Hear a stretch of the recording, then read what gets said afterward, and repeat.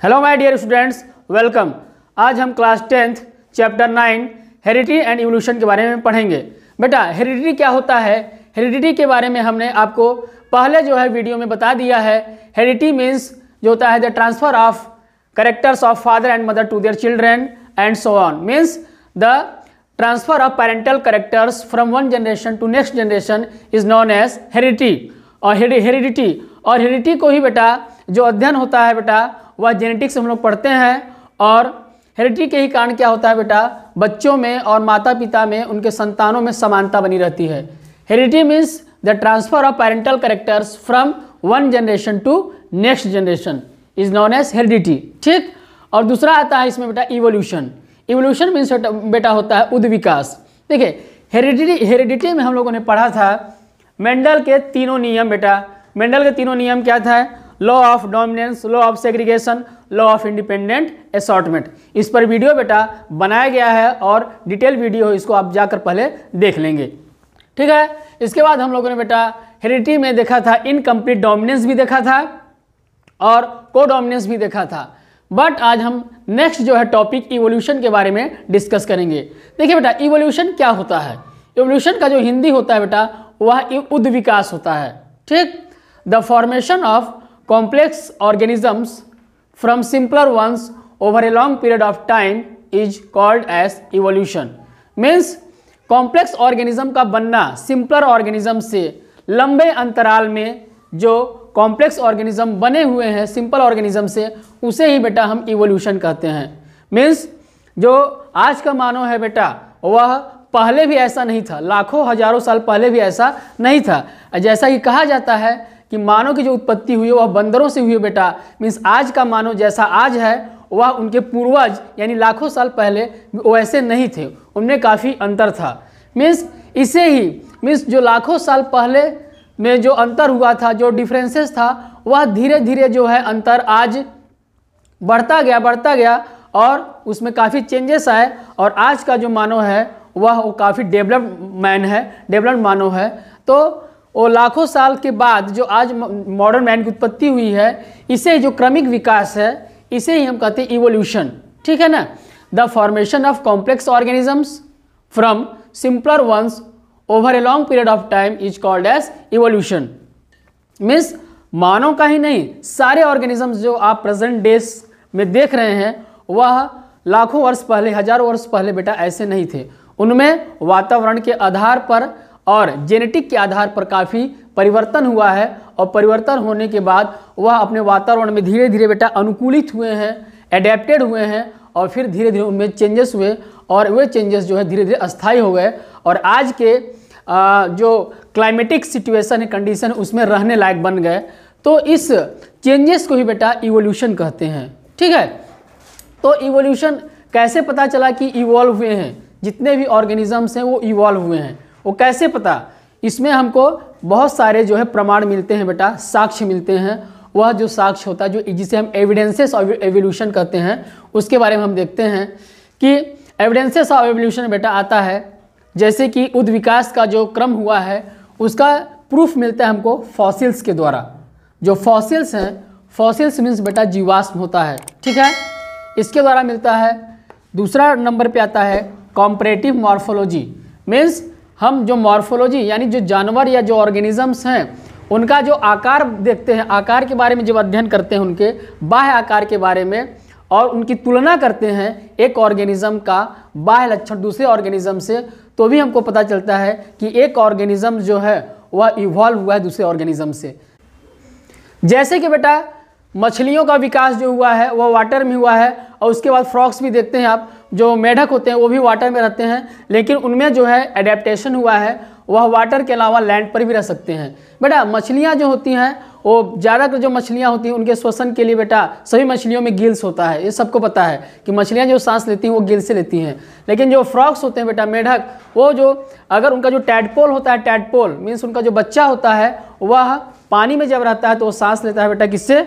वह रेस्पिरेशन करता है गिल्स के द्वारा। बट धीरे धीरे उसमें मॉडिफिकेशन होता है और मॉडिफाई होकर जो टैडपोल होता है उसका जो गिल्स होता है वो मॉडिफाइड हो जाता है लंग्स में और वो ज़मीन पर जो है वह लंग से सांस लेता है।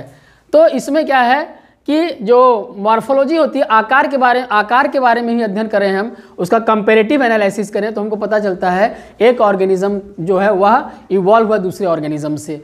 जैसे कहा जाता है कि एनिलिड्स मतलब जो होते हैं बेटा, जो जैसे केचुआ हो गया और उसके बाद लीच जो जोक हो गए, वो एनिलिड्स के अंतर्गत आते हैं। और उसके बाद कुछ ऑर्गेनिज्म हो गए जैसे बटरफ्लाई हो गया, ड्रैगन फ्लाई हो गया, और इनका हम देखते हैं आकार देखते हैं तो इनके आकार में बेटा हमको आकार में सिमिलरिटीज ये मिलती है कि केचुआ का भी जो शरीर होता है बेटा वो कई खंडों में बटा होता है, ठीक है। जोक का भी कई खंडों में बटा होता है। और उसके बाद अब ये जो बटरफ्लाइज होती हैं इनमें आप देखिए, इनमें आप देखेंगे तो उसमें काफ़ी उसमें भी कई खंड पाए जाते हैं बटरफ्लाइज में और ड्रैगन फ्लाइज में, उनके बॉडी में काफ़ी सेगमेंट्स पाए जाते हैं। तो इससे पता चलता है कि जो उड़ने वाले जो जीव हैं, जैसे ये आपके आर्थ्रोपोड्स हो गए, आर्थ्रोपोडा यानी जो उड़ने वाले जीव हो गए, जैसे ज्वाइंटेड अपेंडेजेस वाले जिनके पैर जो हैं वो ज्वाइंटेड हैं, वो आर्थ्रोपोड्स कहलाते हैं। जैसे आपके इसमें कॉकरोच हो गया, जितने भी इंसेक्ट्स हो गए सब आर्थ्रोपोड्स में आते हैं। तो इससे ये पता चलता है कि आर्थ्रोपोड्स का जो उनका जो उत्पत्ति हुई है वह हुई है एनिलिड्स से, यानी कि केचुआ जैसे जीव से या जोंक जैसे जीवों से उनकी उत्पत्ति हुई है, ठीक है। और इसमें हम अगला देखते हैं, अगला आता है एनाटॉमी। एनाटॉमी मीन्स बेटा होता है शारीरिकी, माने मॉर्फोलॉजी में बेटा शरीर के बाह्य लक्षणों के बारे में अध्ययन करते हैं, जैसे उनका बॉडी का आकार हो गया, उनका साइज हो गया, उनका वेट हो गया, उनका रंग हो गया, उनका रूप। तो इसके आधार पर हम कहते हैं इसको मॉर्फोलॉजी। और एनाटॉमी जो होता है बेटा शरीर के इंटरनल ऑर्गेन्स के बारे में अध्ययन करना, वो कहलाता है एनाटॉमी, ठीक है। तो एनाटॉमी में हम जब अध्ययन करेंगे तो दो टॉपिक के बारे में अध्ययन करेंगे, एक है होमोलोगस ऑर्गेन्स और दूसरा है एनालोगस ऑर्गेन्स, ठीक है। तो तीसरा हमको जो प्रमाण मिलता है वह एविडेंसेस ऑफ एवोल्यूशन में एम्ब्रियोलॉजी। एम्ब्रियोलॉजी मीन्स बेटा होता है भ्रौणिकी, मीन्स एम्ब्रियो का अध्ययन। बहुत सारे जो जानवर हैं, बहुत सारे जो ऑर्गेनिजम्स हैं, उनका एम्ब्रियो का अध्ययन, उनका भ्रूण का अध्ययन, जब वो गर्भावस्था में होते हैं उसके बारे में अध्ययन करना।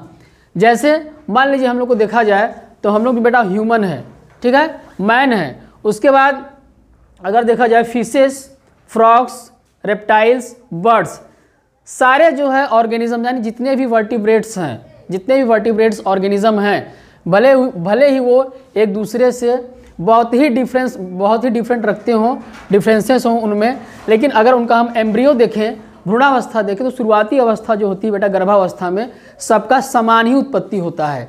जैसे कि पहले जो बेटा जो है फर्टिलाइजेशन होता है स्पर्म एंड ओवम का, तो स्पर्म भी होता है बेटा सिंगल सेल होता है, ओवम भी सिंगल सेल होता है, ठीक है।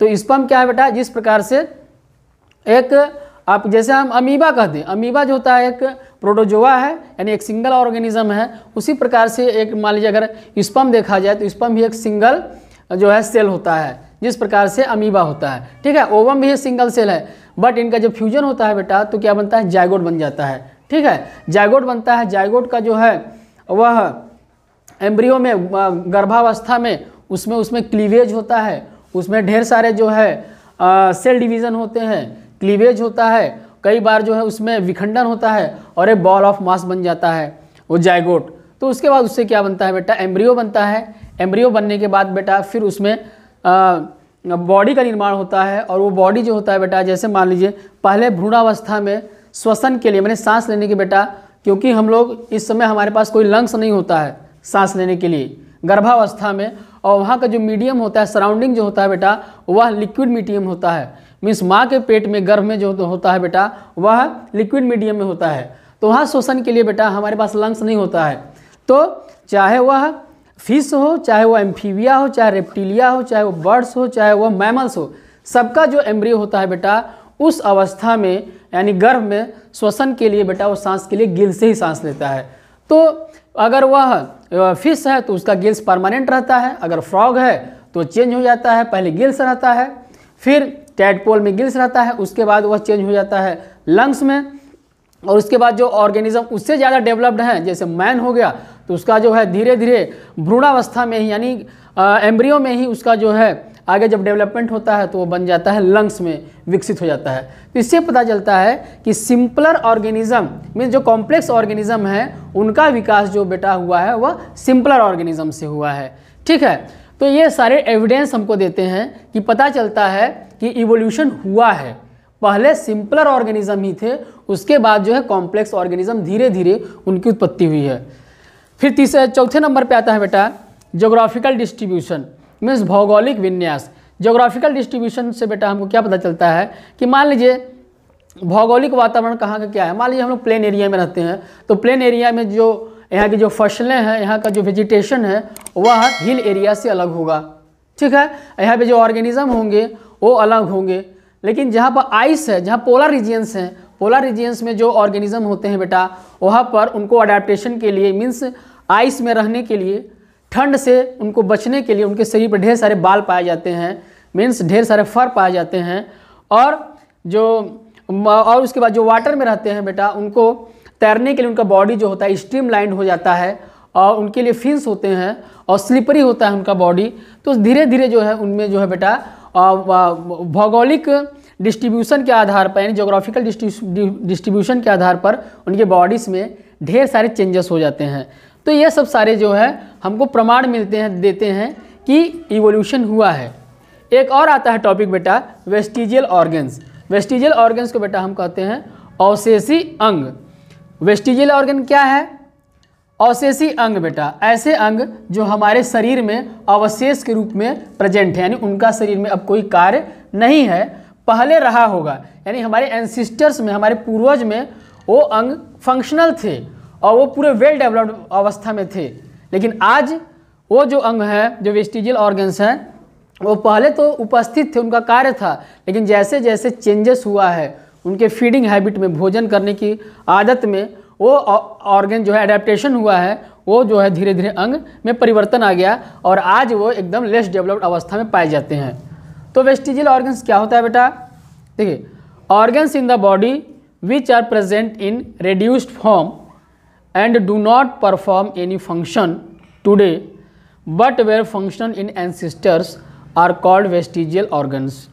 Example appendix, ear pinna, plica semilunaris, hairs on chest. ठीक है, एक बार फिर से देखिए, वेस्टिजियल ऑर्गन्स बेटा वो ऑर्गन्स होते हैं, ऑर्गन्स इन द बॉडी, जो कि ऐसे ऑर्गन्स जो बॉडी में प्रेजेंट हैं लेकिन रेड्यूस्ड फॉर्म में, वो काफ़ी छोटे में हैं और अनडेवलप्ड फॉर्म में हैं और कोई फंक्शन नहीं परफॉर्म करते हैं आज के समय में, पर वे एक समय रहा होगा बहुत समय पहले हमारे पूर्वज में, एंसिस्टर्स में वो फंक्शनल रहे होंगे। ऐसे अंगों को हम कहते हैं वेस्टिजियल ऑर्गन्स। आज तो वे प्रेजेंट है बेटा ह्यूमन बॉडी में, बट उनका कोई कार्य नहीं है, वो रेड्यूस्ड अवस्था में, अनडेवलप्ड फॉर्म में है। जैसे अपेंडिक्स हो गया बेटा। अपेंडिक्स आपको पता है कि जो अपेंडिक्स होता है बेटा यह एलिमेंट्री कैनाल का एक पार्ट है। ठीक है, ईयर पिन्ना बेटा जो कर्णपल्लव होते हैं, जो ईयर पिन्ना है, ये जो ईयर पिन्ना है इसे कर्णपल्लव कहते हैं। यह भी हमारे में क्या है बेटा? नॉन फंक्शनल है। ठीक है, और ये प्लीका सेमुलिनेरिस ये क्या है? इसे निक्टिटेटिंग मेम्ब्रेन कहते हैं, निक्टिटेटिंग मेम्ब्रेन कहते हैं। और हेयर्स ऑन चेस्ट, पहले के हमारे जो पूर्वज थे, जो हमारे एंसिस्टर्स थे, उनके बॉडी पर ढेर सारे हेयर थे बेटा। ठीक है, क्यों? क्योंकि तब कपड़े का विकास नहीं हुआ था, वो जंगलों में रहते थे। जंगलों में वो जो एडवर्स कंडीशंस था उनसे बचाव के लिए बेटा उनके शरीर पर ढेर सारे थिक हेयर थे। लेकिन जैसे मानव जो है धीरे धीरे विकसित हुआ है, उसका ब्रेन विकसित हुआ है और वह गांव में रहने लगा है, मीन्स वह विलेज में रहने लगा, घर बना के रहने लगा, धीरे धीरे इनका जो बाल थे इनका काम जो है बेटा कम हो गया और सारे कार्य जो है करने लगे कपड़े। इसलिए जो थिक है बाल जो खत्म हो गए। लेकिन आज भी बाल जो है चेस्ट पर प्रेजेंट है। ठीक है, उसका कोई कार्य नहीं है। तो ऐसे जो ऑर्गन्स हैं बेटा ये सब वेस्टिजियल ऑर्गन्स हैं। तो यहाँ पर देखिए बेटा वेस्टिजियल ऑर्गन्स में सबसे पहले बेटा देखते हैं अपेंडिक्स। जो अपेंडिक्स होता है बेटा यह एलिमेंट्री कैनाल का पार्ट होता है। ठीक है, यह अपेंडिक्स हमारे बॉडी में प्रेजेंट है, यह लार्ज इंटेस्टाइन का पार्ट है। ठीक है, लेकिन इसका कोई कार्य आज नहीं है। ये अपेंडिक्स हमारे एंसिस्टर्स में यह काफ़ी वेल डेवलप्ड रहा होगा और इसमें उसका सेलुलोज का पाचन होता होगा। मीन्स जब हमारे जो पूर्वज थे वो पूरी तरह शाकाहारी थे, ठीक है। जब पूरी तरह शाकाहारी थे, जब वो प्लांट पार्ट्स को खाते थे, उस समय अपेंडिक्स जो था वेल डेवलप्ड था और उनमें जो है उनका सेलुलोज का पाचन होता था। इसमें बैक्टीरिया पाए जाते थे और वो सेलुलोज का डाइजेशन करते थे। बट जैसे जैसे मानव का भोजन बदला, वह धीरे धीरे जो है औजार बनाना सीखा। उसके बाद जो है उसमें जो है वह मीट का सेवन करने लगा, मीन्स इंक्लूडिंग विद वेजिटेबल्स।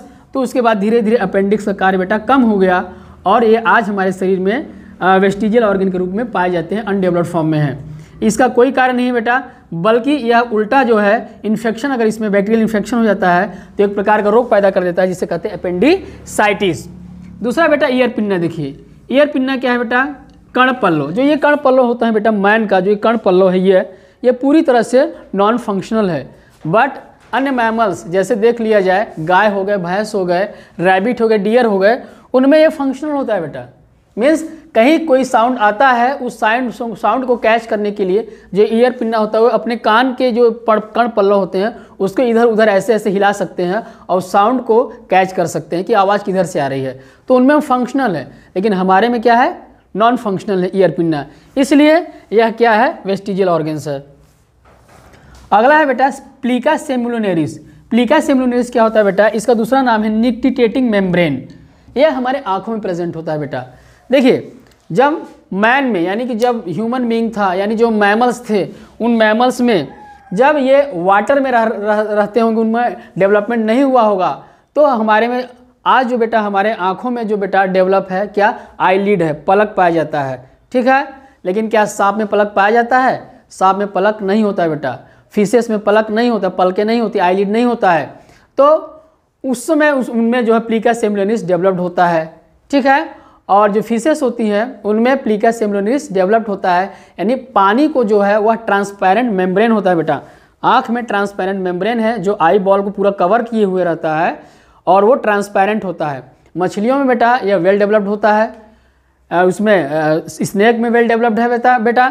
लेकिन मैन जो है, मैन में पलकें हो गई हैं, तो इसलिए जो प्लीका सेमुलोनेरिस था, मेम्ब्रेन था, वह उसका डेवलपमेंट जो है वह धीरे धीरे कम हो गया, रेड्यूस्ड हो गया। जब पलकों का विकास हो गया तो जो झिल्ली थी बेटा, एक मेम्ब्रेन जो पूरी आँख को कवर किए रहती थी, वो खत्म हो गई धीरे धीरे। और आज छोटा सा मेम्ब्रेन यहाँ पर आप देखें किनारे पर रेड कलर का जो है वो पाया जाता है आँख के अंदर, वो प्लीका सेमुलोनेरिस है। एक समय ऐसा था कि जो प्लीका सेमुलोनेरिस थी वो पूरे आँख को कवर किए हुए रहती थी, लेकिन आज ये जो है बेटा रेड्यूस्ड हो गई है, वेस्टिजियल ऑर्गन्स के रूप में प्रेजेंट है। क्यों? क्योंकि हमारे में आईलिड का विकास हो गया है, पलकों का विकास हो गया है। अगला बेटा देखें वो है हेयर्स ऑन चेस्ट। तो हमारे जो चेस्ट होते हैं बेटा उस पर बाल पाए जाते हैं, उनका भी कोई कार्य नहीं है, इसलिए ये क्या है बेटा, वेस्टिजियल ऑर्गन्स के रूप में पाए जाते हैं। बेटा नेक्स्ट वीडियो में हम लोग होमोलोगस ऑर्गन्स और एनालोगस ऑर्गन्स के बारे में देखेंगे, क्योंकि ये दोनों जो टॉपिक है होमोलोगस ऑर्गन्स और analogous organs most important topic है बेटा। यह बोर्ड एग्जाम में और आगे एग्जाम में बेटा यह पूछा जाता है। तो नेक्स्ट टॉपिक में, नेक्स्ट वीडियो में हम लोग इसको डिस्कशन करेंगे।